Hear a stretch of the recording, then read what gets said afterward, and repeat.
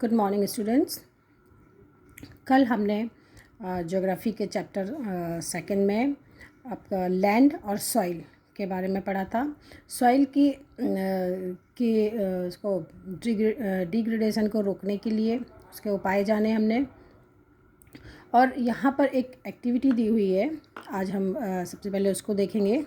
Take 2 tray A and B of same size, make 6 hole in the end of these trays and then fill them with the same amount of soil। यहाँ पर ये 2 tray दी हुई हैं, same amount में उनको यहाँ पर उनके 6 होल करने हैं दोनों ट्रे में, और सेम अमाउंट में उनमें मिट्टी हमको भरनी है।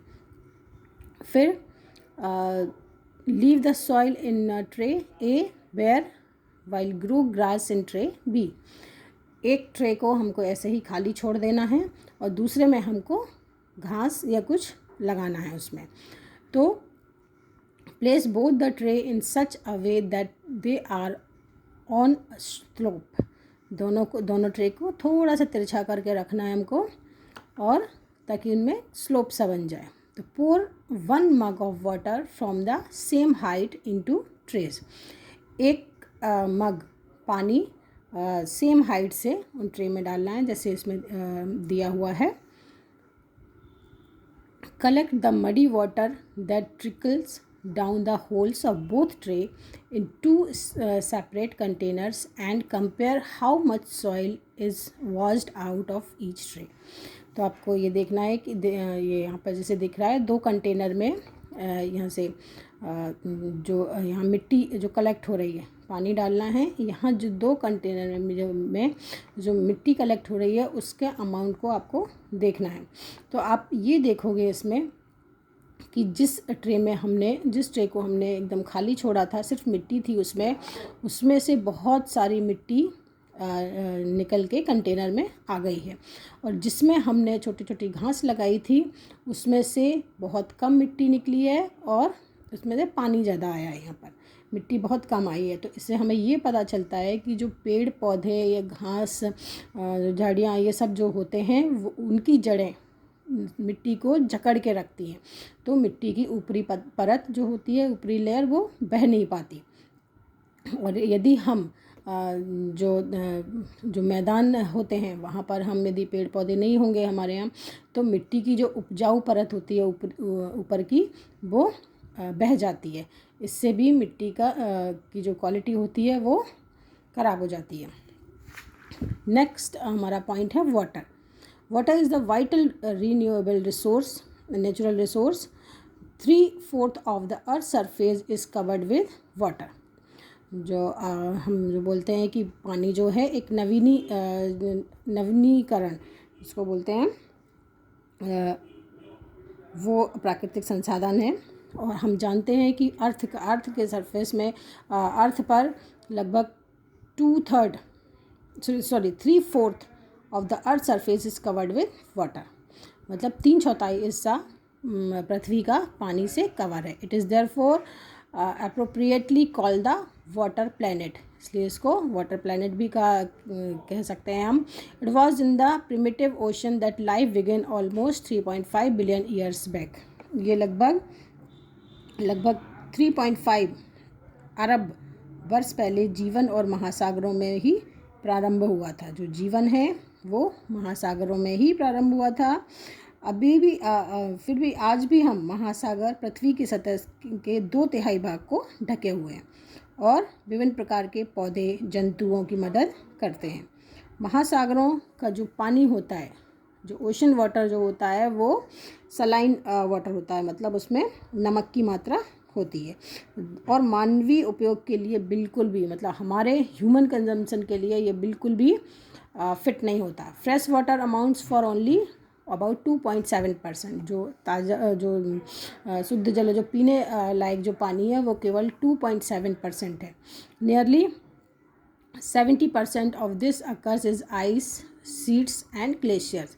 उसमें से भी जो 70% जो पानी है उसमें मतलब जो बर्फ़ की मोटी मोटी चट्टानें हैं, ग्लेशियर्स हैं, और अंटार्कटिका में, ग्रीनलैंड एंड माउंटेन रीजन में। तो due to their location they are inaccessible, उनकी लोकेशन के कारण वो हमारी पहुंच से दूर हैं। तो only 1% of fresh water is available and fit for human use, केवल 1% पानी ही हमारे लिए, हमारे इस्तेमाल के लिए अवेलेबल है हमको। It is found as ground water, जो ज़मीनी जो भूमि के अंदर पाया जाता है। तो as surface water in river and lakes and as water vapour in the atmosphere, नदियों में, लेक्स में और वाटर वेपोर के रूप में एटमॉस्फेयर में। तो fresh water is therefore the most precious substance on the earth.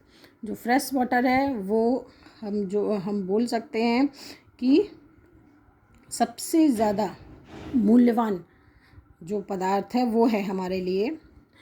तो water can neither be added nor subtracted from the earth, जो पृथ्वी पर जल का जो ना बढ़ाया जा सकता है और ना जिसको घटाया जा सकता है, हम उसको बढ़ा भी नहीं सकते और घटा भी नहीं सकते, और इसकी कुल मात्रा स्थिर रहती है, मतलब जितना है उतना ही रहता है। इसकी जो प्रचुरता है, मतलब इसकी जो अवेलेबिलिटी है, total volume remains contained. Its abundance only seems to vary because it is in constant motion. इसकी जो प्रचुरता है वो में विविधता हमको दिखाई देती है, क्योंकि ये वाटर वेपोर, वाष्पीकरण के द्वारा, evaporation, precipitation and run off के कारण हमको घटती बढ़ती दिखाई देती है। तो this as you already know is refer to as the water cycle, जिसको हम वाटर साइकिल के द्वारा भी जानते हैं कि वाटर साइकिल में आप जानते हो कि जो नदियों का, समुद्रों का जो पानी होता है वो उसका वाष्पीकरण होके वो बादलों का रूप लेता है। फिर बादल जब बहुत भारी हो जाते हैं तो फिर वो वापस से बरसते हैं, पानी के रूप में बरसते हैं, और फिर वो पानी फिर मिलता रहता है। जो ये साइकिल है वो चलता रहता है, इसको हम वाटर साइकिल बोलते हैं। तो human use huge amount of water not only for drinking and washing but also in the process of production water for agriculture। जो मनुष्य है, जो मानव है, वो केवल पानी का जो उपयोग है वो बहुत बड़ी मात्रा में ना सिर्फ पीने के लिए करता है, धुलाई में भी करता है, और जो प्रोडक्शन है उसमें भी पानी का उपयोग होता है।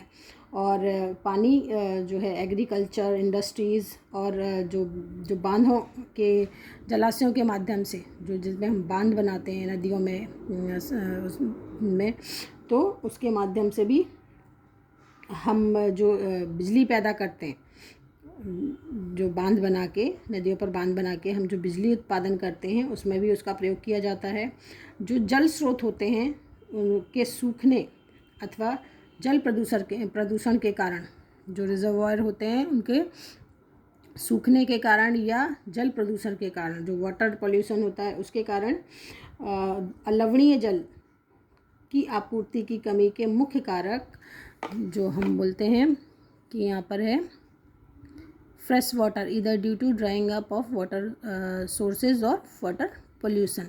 जो पीने का जो पानी है वो बढ़ती जनसंख्या, भोजन और नकदी फसलों, मतलब हम जिनको बोलते हैं कि जो क्रॉप्स होते हैं जिनको हम उगाकर आर्थिक रूप से उनसे पैसा कमाते हैं, मतलब पैसे के लिए उनको कमाते हैं, जैसे खाने के लिए नहीं, जो कैश क्रॉप्स जिनको बोलते हैं, वो उसकी मांग आजकल बहुत ज़्यादा बढ़ गई है। उसके कारण और जो हमारा जो लाइफ स्टाइल जो बदला है उसके कारण ये जो पानी है उसकी कमी बहुत ज़्यादा होने लगी है।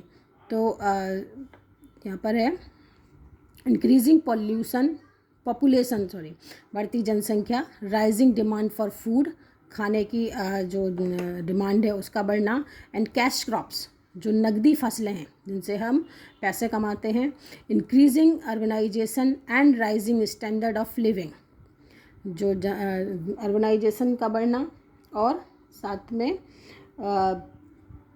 लिविंग स्टैंडर्ड ऑफ लिविंग, जो हमारा जीवन स्तर है उसके बढ़ना are the major factors leading to shortage in supply of fresh water. मतलब ये सारे प्रमुख तथ्य हैं कि हमारे जो फ्रेश वाटर की शॉर्टेज होने लगी है। इधर due to drying up of water, ये तो पानी सूखने लगा है, water sources for water pollution, पानी प्रदूषित होने, जल प्रदूषित होने लगा है, या ड्राइंग अप मतलब जो भूमि स्तर है जल का वो कम होने लगा है। प्रॉब्लम्स ऑफ वाटर अवेलेबिलिटी, क्या प्रॉब्लम्स है वाटर अवेलेबिलिटी में, जल की उपलब्धता में समस्या क्या आती है कि there is scarcity of water in many region of the world. मतलब विश्व में कई प्रदेशों में, के कई देशों में जो पानी की कमी है वो होने लगी है। अधिकांश जो the most of Africa, west Asia, पश्चिमी Asia, south Asia, parts of western USA, north west Mexico, parts of south America and entire Australia are facing shortage in fresh water supply. मतलब ये सारे देश जो फ्रेश वाटर है, जो पीने लायक पानी है उसकी कमी महसूस कर रहे हैं सारे। Countries located in climatic zones most susceptible to drought face great problems of water scarcity. जहाँ अक्सर सूखा पड़ता है उनमें जल के अभाव की, मतलब पानी की कमी और मौसम अथवा वार्षिक जो वर्षा होती है, जो साल में जो वर्षा होती है उसमें कमी के इन सब चीज़ों की कमी, प्रॉब्लम ऑफ वाटर स्कार्सिटी। तो ये जो जगह हैं वहाँ पर वो बहुत ज़्यादा पानी की कमी फेस कर रहे हैं। Thus, water shortage may be a consequence of variation in seasonal or annual precipitation, or the scarcity is caused by over exploitation and contamination of water sources. इसके कारण क्या होता है, जल का अभाव, मौसम अथवा वार्षिक जो वर्षा होती है उसमें डिफरेंस होने के कारण हो सकता है, या जो पानी का अति उपयोग, जिसको हम बहुत ज़्यादा जैसे पानी बर्बाद करते हैं, और जो जल स्रोत हैं हमारे उसमें उसके प्रदूषण के कारण भी जल का अभाव या जल की कमी, पानी की कमी हो सकती है। कंजर्वेशन ऑफ वाटर रिसोर्स, हम पानी को संरक्षित किस तरह से रख सकते हैं, जल संसाधनों का संरक्षण हम किस तरह से कर सकते हैं। Access to clean and adequate water sources is a major problem facing the world today. मतलब आज के समय में विश्व जो है शुद्ध तथा पर्याप्त, द फ्रेश और एंड एडिक्वेट, शुद्ध तथा पर्याप्त जल स्रोतों तक पहुंचना एक बहुत बड़ी समस्या बन गया है। और steps have to be taken to conserve this dwindling resource. जो कदम उठाने चाहिए इसके लिए कि जल संसाधन के संरक्षण के लिए कदम उठाने चाहिए। ये even though water is a renewable resource, जो पानी है वो एक रीन्यूएबल रिसोर्स है, वो उसका नवीनीकरण होता रहता है, फिर भी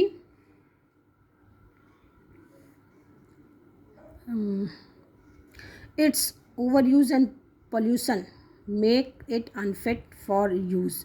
लेकिन इसके ज़्यादा इस्तेमाल के कारण और इसके प्रदूषित होने के कारण ये यूज़ के लिए नहीं रह जाता है, अनफिट होता है। तो डिस्चार्ज ऑफ अनट्रीटेड और पार्शियली ट्रीटेड सीवेज होता है, अशोधित या आंशिक रूप से शोधित वायु जल, मतलब जो ये अनट्रीटेड और पार्शली ट्रीटेड सीवेज का जो पानी होता है, agricultural chemicals and industrial effluent in water bodies are major contaminants. मतलब एग्रीकल्चर से निकलने वाला जो पानी होता है, या इंडस्ट्रीज से, उद्योगों से निकलने वाला जो वेस्ट पानी होता है, वो ये जो वाटर बॉडीज़ होती हैं, जो नदियाँ होती हैं, उनको गंदा करते हैं, उनका पानी प्रदूषित करते हैं। दे पॉल्यूट वाटर विद नाइट्रेट्स, वो पानी को जल को पॉल्यूट करते हैं नाइट्रेट से, मेटल उसमें मिला होता है। पेस्टिसाइड जो कीटनाशक होते हैं वो भी मिले होते हैं इसमें।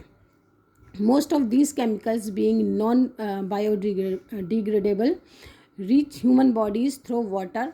Water pollution can B controlled by treating these effluents suitably before releasing them in water bodies. जो इनमें से जो अधिकांश जो रसायन होते हैं वो अजैव निम्नीकरण होने के कारण, मतलब जो रसायन होते हैं वो उन जो नॉन बायोडिग्रेडेबल होते हैं, मतलब ये जो होते हैं वो ज़मीन में या पानी में घुलते नहीं हैं, वो उनको हम वो जल को प्रदूषित करते हैं और ह्यूमन बॉडीज़ में पहुंचकर पानी के द्वारा जो वाटर पोल्यूशन पहुंचते हैं पानी के द्वारा. Water pollution can be controlled by treating these effluents suitably before releasing them in water bodies. ये जो वाटर पोल्यूशन है इनको जो नदियां हैं उनमें पहुंचने से पहले ही इनका पूरी तरह से इनको शोधित करना चाहिए. इनको शोध करके या इनको ट्रीट करके फिर जो पानी है उसको नदियों में छोड़ना चाहिए. Forest and other vegetation cover slow the surface run of and replenish underground water. जो जंगल हैं और जो दूसरी वनस्पतियां हैं उनको लगाना चाहिए ताकि जो सरफेस है, अभी हमने जो एक्टिविटी देखी कि जो 2 ट्रे में जो पानी था जिसमें बिल्कुल भी पौधे नहीं लगे थे या घास नहीं लगी थी, उसमें से मिट्टी भी बह गई थी. तो फॉरेस्ट और वेजिटेशन ज़्यादातर होना चाहिए ताकि जो सरफेस का रन ऑफ है, जो ऊपरी परत है, पानी से बहे नहीं और जो अंडरग्राउंड लेवल है पानी का वो भी बढ़े. Water harvesting is another method to save surface run off. जो वाटर हार्वेस्टिंग है वो भी एक तरीका है पानी को बचाने का. Water is use for irrigating field. पानी सिंचाई के लिए यूज़ होता है. The canals should be properly line to minimise losses by water seepage. तो जो कैनाल्स हैं उनको प्रॉपरली लगाना होना चाहिए, कैनाल्स को प्रॉपरली लिंक होनी चाहिए, लाइन होनी चाहिए ताकि जो पानी का वेस्टेज है वो कम हो सके. Sprinklers effectively irrigate the areas bye checking water losses. जो स्प्रिंकलर्स होते हैं जो खेतों में आप ये देख रहे हो, ये वाटर स्प्रिंकलर्स जो पानी देने की सिंचाई का एक तरीका ये भी होता है, तो ये खेतों में लगा होना चाहिए. Dry regions with high rates of evaporation. जो सूखे एरिया होते हैं जहाँ पर इवापोरेशन जो बाष्पीकरण की क्रिया होती है बहुत ज़्यादा होती है, तो ड्रिप और trickle irrigation is very useful. यहाँ पर जो ड्रिप और ट्रिकल जो इरिगेशन होती है वो बहुत ज़्यादा उपयोगी होती है यहाँ पर. The valuable water resource can therefore B conserve bye adopting this means of conservation. मतलब इन सिंचाई की इन विधियों से, मतलब ये जो इरिगेशन की मेथड है इनको अपनाकर हम बहुमूल्य जो हमारा जो पानी है उसको हम संरक्षित कर सकते हैं. तो अब आज हमने वाटर और सॉइल का थोड़ा सा वाटर के बारे में पढ़ा. तो कल हम हमारा ये चैप्टर ख़त्म करेंगे जिसमें natural vegetation and wild life ये रह गया है. फिर है डिस्ट्रीब्यूशन ऑफ नेचुरल वेजिटेशन है, conservation of natural vegetation and ये क्या है, एक मिनट, ये पूरा लिखा भी है कि नहीं. ओके, तो कल हम इसको ये चैप्टर कल हम ख़त्म कर देंगे कल के पार्ट में. आज का पार्ट आपको समझ आया, मतलब ये आप खुद से पढ़ के और समझने की भी कोशिश करिएगा क्योंकि ये बुक यदि आप अपने सामने रखेंगे तो ज़्यादा अच्छे से समझ में आएगा. और कल हम इसको ख़त्म करेंगे. और इसका मैंने आप लोगों को क्वेश्चन आंसर या एक्सरसाइज करवाई है या नहीं करवाई है वो मुझे कोई व्हाट्सअप करके यदि बता सके तो बहुत अच्छा होगा. तब मैं आगे का चैप्टर फिर देखूँगी उसके लिए. Okay, thank you.